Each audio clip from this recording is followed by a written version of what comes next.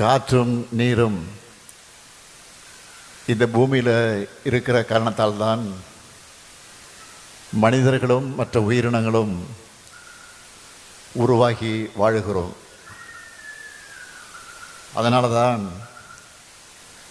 ஐயன் வள்ளுவர் நீரின்றி அமையாது உலகுன்னு உலக புதுமுறையில் சொன்னார். அதே போல் புறநானூறுலையும் குளந்தொட்டு வளம்பிருக்கின்னு சொல்லி வேளாண்மைக்கு நீர் எவ்வளவு அவசியமானதுன்னு சொல்லியிருக்காங்க. அதனால தான் நீர்நிலைகளை சுற்றிய குடியிருப்புகள் அமைவது பழந்தமிழுடைய மரபு. எல்லா வகையிலும் இயற்கையோடு இணைந்தது தான் தமிழருடைய வாழ்வு. அதோட தொடர்ச்சியாகத்தான் நம்மோட திராவிட மாடல் அரசு நடைபெற்று வருகிறது என்பதை அதற்கு அடையாளமாக இந்த மாமல்ல நீர்த்தேக்கத்தினுடைய அடிக்கல் நாட்டு விழா நடைபெற்று கொண்டிருக்கிறது. சென்னையின் வளர்ந்து வரக்கூடிய பகுதிகளுக்காக நம்ம அரசு செஞ்ச முக்கியமான பணியின வரலாற்றில் இந்த நிகழ்வு நினைவு கூறப்படும். பொதுவாக சிலர் உண்மை தெரிந்தும் பலர் உண்மை தெரியாமலும் நம்முடைய கழக ஆட்சியில் அணைகளை கட்டலைன்னு ஒரு பெரிய பொய்யை சொல்லுவாங்க. ஆனால் உண்மை நிலை என்ன? நம்முடைய முத்தமிழிலும் கரை கண்ட தலைவர் கலைஞர் அவர்கள் தமிழ்நாட்டினுடைய நீர்நிலைகளை காக்கக்கூடிய செயல்பாடுகளையும் நிறைய செஞ்சிருக்கிறார். 1967 திராவிட முன்னேற்ற கழகம் ஆட்சிக்கு வந்ததிலிருந்து 2011 வரை நம்முடைய தமிழ்நாட்டில் 43 அணைகள் கட்டப்பட்டிருக்கு.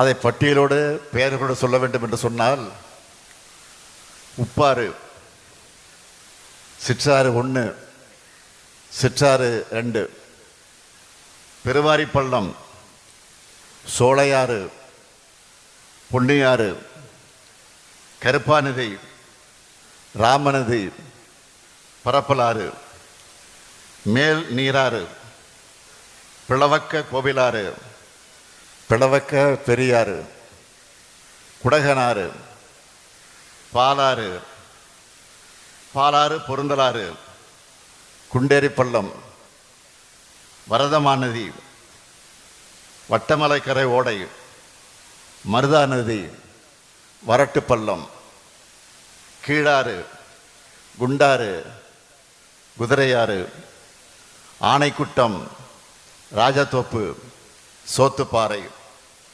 மோர்தானா நீர்த்தேக்கம், அடவி நயினார், பொய்கையாறு, வடக்கு பச்சையாறு, சாஸ்தா கோவில், சண்முகா நதி, மிருகண்டா நதி, கமண்டல நதி, வண்டல் ஓடை, ஆண்டியப்பனூர், நல்லதங்கால், நங்கஞ்சியாறு, சிறுமலையாறு, இருக்கன்குடி, குப்பநத்தம், மாம்பழத்துறையாறு, இப்படி 43 நீர்த்தேக்கங்களை உருவாக்கினவர் தான் நம்முடைய முத்தமிழறிஞர் கலைஞர் அவர்கள்.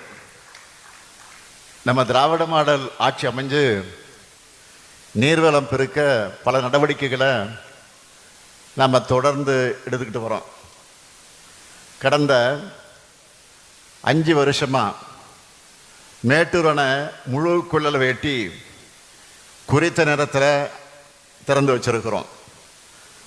2021-25 ஆகிய 5 ஆண்டுகளில் காவேரி டெல்டா பகுதிகளில் தூர்வாரக்கூடிய பணிகள் 459 கோடி ரூபாய் மதிப்பீட்டில் நடைபெற்றிருக்கு. 24,833 கிலோமீட்டர் நீளத்துக்கு சிறந்த முறையில் இவை செயல்படுத்தப்பட்டிருக்கு. இதனால் கடமடை வர விவசாயிகள் பயனடைஞ்சாங்க. மாநிலம் முழுக்க புதுசாக 121 தடுப்பணைகள் அமைக்கக்கூடிய பணிகள் மேற்கொள்ளப்பட்டிருக்கு. 63 அணைக்கட்டுகள் அமைக்கக்கூடிய பணிகள் மேற்கொள்ளப்பட்டிருக்கு. இதில் மிக மிக முக்கியமானது தாமிரபரணி கருமேனியாறு நம்பியாறு இணைப்பு கால்வாய் திட்டம். கடந்த ஆண்டு பிப்ரவரி மாதம் 7ஆம் தேதி துவங்கப்பட்டு மக்களுடைய பயன்பாட்டுக்கு கொண்டு வரப்பட்டுச்சு. 5 ஆண்டுகளில் 9 டிஎம்சி நீர் வறட்சி பகுதியான திசையன் விலை மற்றும் சாத்தான்குளம் வரை கொண்டு செல்லப்பட்டிருக்கு.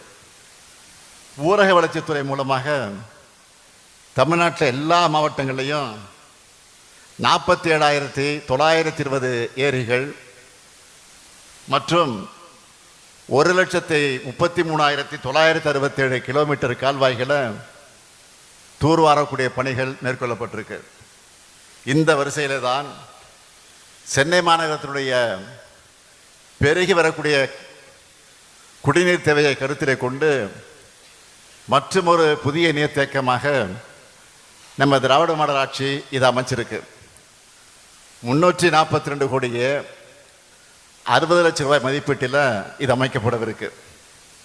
செங்கல்பட்டு மாவட்டம், திருப்போரூர் மற்றும் திருக்கிழகுன்றம் வட்டங்களில் கிழக்கு கடற்கரை சாலைக்கும் பழைய மாமல்லபுரம் சாலை எனும் ராஜீவ்காந்தி சாலைக்கு இடையில் இருக்கக்கூடிய கோவலம் உபவடி நிலத்தில் இந்த புதிய நீர்த்தேக்கம் அமையவிருக்கு.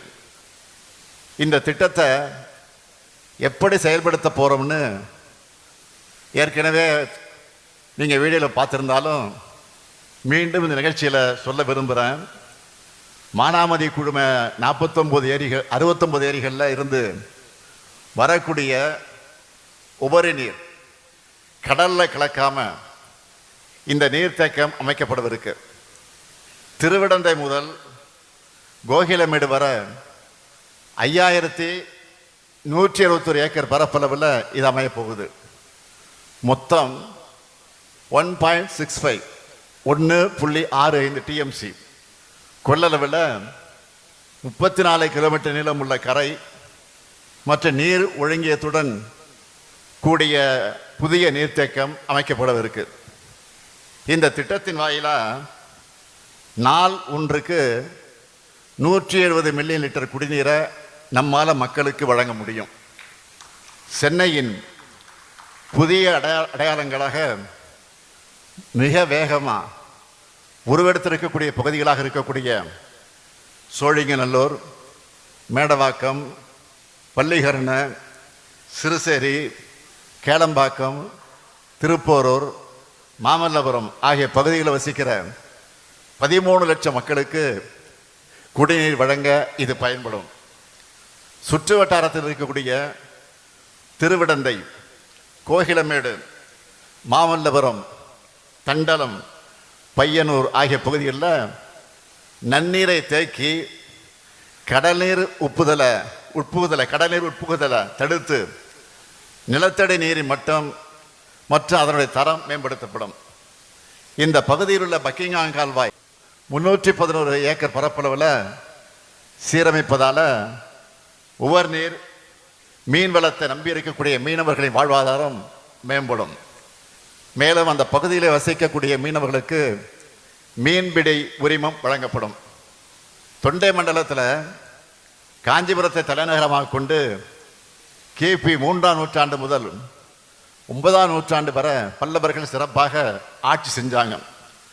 மகேந்திரவாடி, உத்தரமேரூர், தென்னேரி, தூசி மாமண்டூர் போன்ற 39 ஏரிகளை பல்லவர்கள் உருவாக்கியிருக்காங்க. ஏரி வாரியம் அமைச்சு உணவு மற்றும் நீர் பாதுகாப்பை தொண்டை மண்டலத்தில் உறுதி செஞ்சாங்க. பல்லவர்களில் மாமல்லன் போற்றப்படக்கூடிய முதலாம் நரசிம்மவர்மன் அந்த பல்லவன் உருவாக்கின மாமல்லபுரம் பக்கத்தில் இந்த நீர்த்தேக்கம் அமைகிறதில்ல. அமைகிற காரணத்தால் மாமல்லன் என்று இந்த நீர்த்தேக்கத்துக்கு பெயர் சுட்டுவதால் பொருத்தமாக இருக்கும் என்று நான் கருதுகிறேன். சென்னையை சுற்றி செம்பரம்பாக்கம் ஏரி, புழல் ஏரி, சோழவரம் ஏரி, பூண்டி ஆகியவை இருக்கு. இப்போ கூடுதலாக மாமல்லன் நீர்த்தேக்கமும் அமைய போகுது. ஒரு நாட்டுக்கு நிதி மேலாண்மையைப் போலவே இப்பொழுது நீர் மேலாண்மையும் மிக மிக முக்கியம். அந்த நீர் மேலாண்மைக்கு மிக மிக அதிக முக்கியத்துவம் கொடுக்கணும்னு உணர்ந்து செயல்படக்கூடிய ஆட்சி தான் இந்த ஆட்சி. நீர்நிலைகளை மாசுபடாமல் காத்து வருகிறோம். நிலத்தடி நீரை பெருக்க எல்லா முயற்சிகளும் எடுக்கிறோம். கடல் நீரை குடிநீராக்கவும் முயற்சி செய்கிறோம். அரசு என்னதான் ஒரு பக்கம் நடவடிக்கை எடுத்தாலும் மக்களுக்கும் இதில் கடமை இருக்குது. அதனால தான் சமூக பொறுப்புணர்வு நடவடிக்கைகளை ஊக்குவிக்கிற நோக்கில் சிறப்பாக செயல்படக்கூடியவங்களுக்கு விருதுகளை தொடர்ந்து வழங்கி கொண்டிருக்கிறோம். நீர்வளத்துறை மற்றும் பிற துறைகளுடன் ஒருங்கிணைந்து தமிழ்நாட்டில் எல்லா மாவட்டங்களிலும் இருக்கக்கூடிய கால்வாய்கள் மற்றும் நீர்நிலைகளை தூர்வாரி பொதுமக்கள் மற்றும் விவசாயிகளுடைய நீண்டகால பயன்களை பெறக்கூடிய வகையில் நிலையான நீர்வள மேலாண்மையினை உறுதி செய்யக்கூடிய அரசு தன்னார்வ தொண்டு நிறுவனங்களை பணிகளை பாராட்டி இன்றைக்கு சிறந்த நீர் பாதுகாத்தல் விருதை வழங்கியதில் நான் மிகுந்த மகிழ்ச்சி அடைகிறேன். தலைநகர் சென்னைக்காக எத்தனையோ திட்டங்களை நம்முடைய கழக அரசு செஞ்சு கொடுத்துருக்கு. அண்ணா மேம்பாலம் தொடங்கி டைடல் பார்க் வர 100க்கு மேலே என்னால் பட்டியல் போட்டு சொல்ல முடியும். கடந்த 5 ஆண்டுகள்லையும் சென்னையோட முகமே மாறக்கூடிய அளவுக்கு எல்லா வகையான வளர்ச்சி திட்டங்களையும் நிறைவேற்றி கொண்டிருக்கிறோம். அடுத்தடுத்து நிறையா லைனாக வரிசையாக திறப்பு விழா காண காத்துக்கிட்டு இருக்கு. இன்றைக்கு நான் தொடங்கிய இந்த நீர்த்தேக்க பணி மக்களுக்கு காலந்தோறும் வாழ்வளிக்கப் போகுது. அந்த பெருமை உணர்வோடு என்னுடைய உரையை இந்த அளவோடு நிறைவு செய்கிறேன். நன்றி, வணக்கம்.